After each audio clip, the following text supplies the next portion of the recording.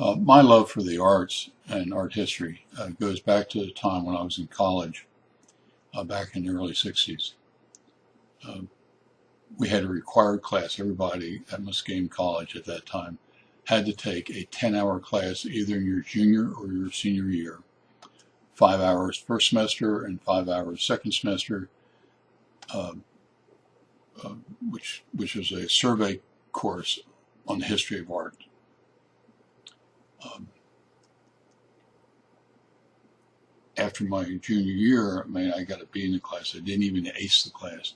But Louis Palmer, who was my professor, saw something in me back then and said to me at the end of the semester, how would you like to teach some of the subsections, the small groups of 20 to 30 students? During the week, I taught like a half a dozen of them per week. That single event of teaching the arts changed my life. Of all the classes I've taught, that is the one class that I treasure. I would teach it for free because I think it's critically important that you understand the arts because it affects everything we do in life. I have several grandchildren. One of them, by the name of Jack, was about 3 years old. And he happened to pass, I was babysitting for one day, and he happened to pass by when I was sitting on a laptop and doing something about some art piece of some painting or something.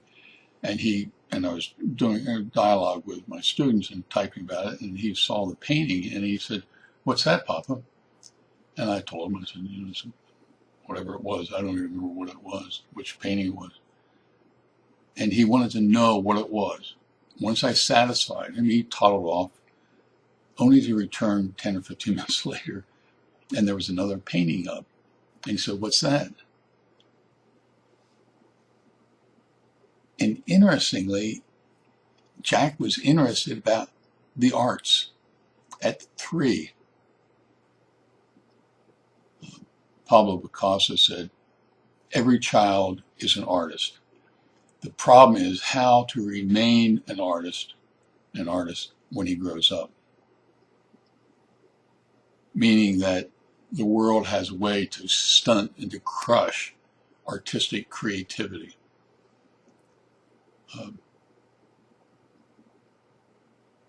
Case in point, Gillian Lynn.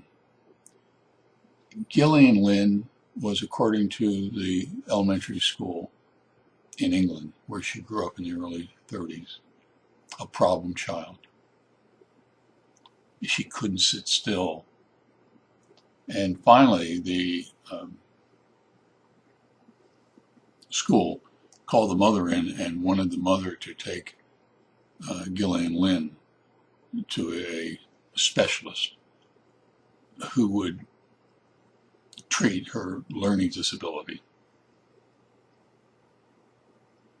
The mother did what she was supposed to do and took Gillian to a specialist. And the specialist, what that specialist did for Gillian Lynn has affected millions of people in the most positive way. Read this article about Gillian Lynn. But more importantly, help everyone, especially younger children, as they grow up and mature, to keep in touch with their creativity. As a grandparent, it is amazing to see the desire that young children have, all young children have, to be creative. But society has a way, as they grow up, to kind of tap that down.